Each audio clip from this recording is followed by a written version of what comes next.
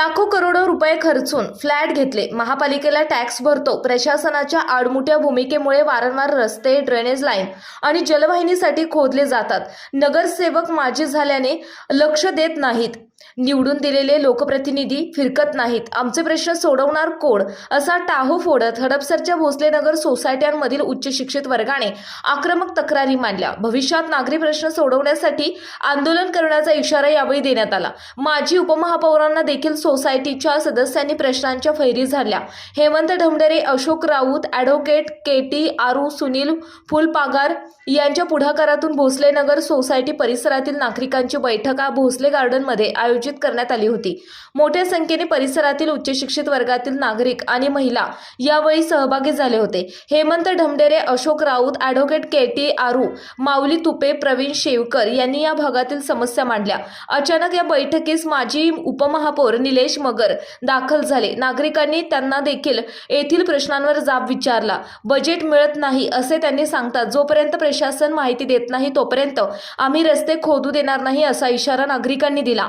चांगले रस्ते असतानाही पुणे मनपा, पाणी विभाग आणि महापारेषण याच्यातील समन्वय नसल्याने चांगल्या रस्त्याचे वाटोळ केले आहे. याबाबत हडपसर, भोसलेनगर आणि आजूबाजूच्या परिसरातील रहिवाशांनी एकत्र येऊन पुणे मनपाच्या कारभाराविरोधात निषेध व्यक्त केला. या गलथान कारभारातून सुधारणा झाली नाही तर मोठे जनआंदोलन उभारण्यात येईल असा इशारा हेमंत ढमढेरे यांनी यावेळी दिला. महापालिकेत प्रशासक राज असल्याने सर्व नगरसेवक माजी झाले आहेत.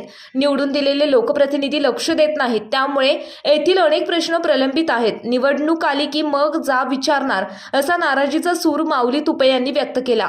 नागरी प्रश्नांवर जनता आता संतप्त झाल्याचे चित्र हडपसर विधानसभा मतदारसंघात दिसून येत आहे. हा एरिया भोसले नगर असेल, आरू नगर असेल, बरेच इथे छोटे छोटे नगर आहेत आणि त्याचा मोठा एरिया झालेला आहे. नवीन डेव्हलप झालेला आहे. तरी पण आता 10 वर्ष झाली आणि या 10 वर्षाच्या एरियामध्ये अनेक वेळा रस्ता चांगला असताना खोदला जातोय. वेगवेगळ्या कंपन्या खोदतायत. वेगवेगळ्या बरं ते खोदलं तर ते तसंच पडून राहतोय आणि त्याचा धुळीचा त्रास होतोय.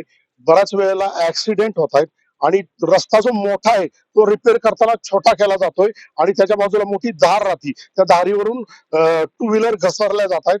रात्रीत रस्ते खरवडलेले पण गेलेले आहेत ह्याच्या आधी आणि आताही काही ठिकाणी पॅचेस तसेच पडून आहेत आणि जो नंतर रिपेअर केला जातो त्याची क्वालिटी अजिबात नाही. ह्याच्याबरोबर काही ठिकाणी पाण्याच्या समस्या आहेत, लाईटच्या समस्या आहेत.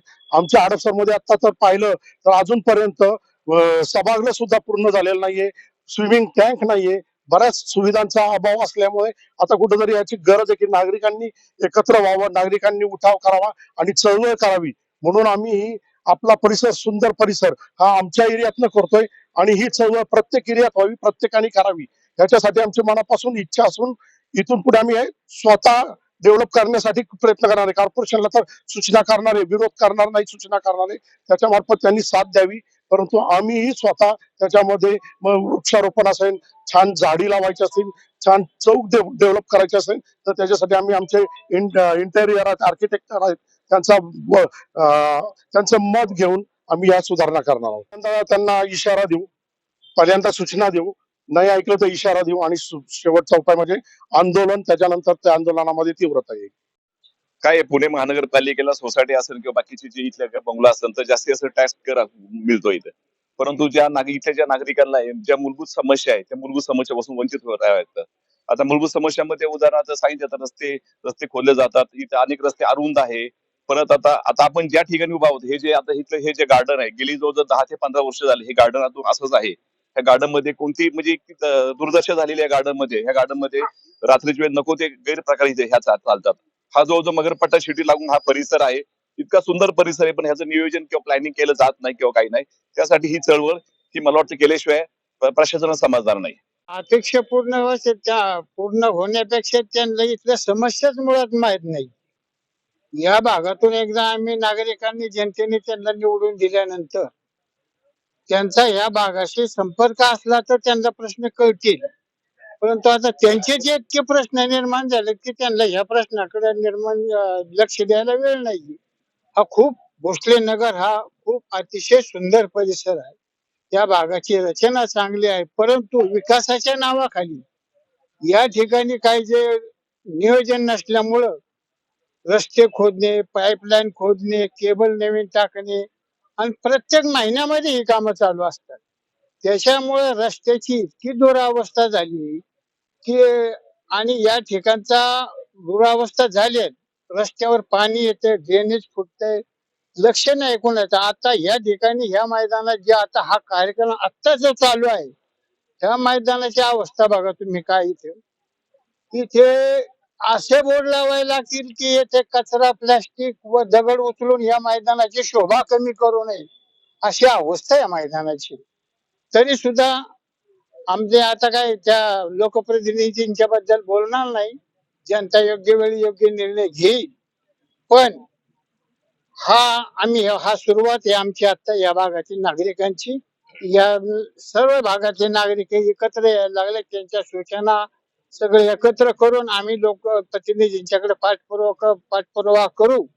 तेव्हा लोकप्रतिनिधी सुद्धा आता या मीटिंगची दखल घेऊन कमीत कमी त्यांनी या समस्याकडे लक्ष द्यावं, एवढीच या भागातील जनतेच्या वतीने मी मागणी. खूप छान प्रश्न आहे हा असा.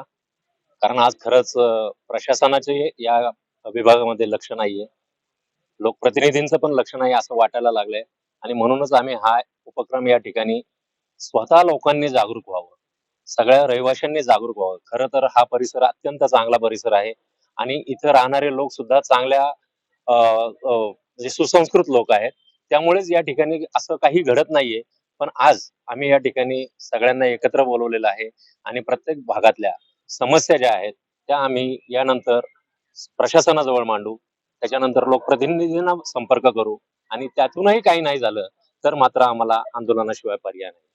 दिला नाही, आम्ही मागे एक प्रयत्न केलेला आहे, त्याला जरी प्रतिसाद दिला नाही तरी आता मात्र आम्ही हे जर या ठिकाणी या सुविधा या गोष्टी, कारण या प्रत्येक ठिकाणी प्रत्येक भरपूर टॅक्स दिला जातो.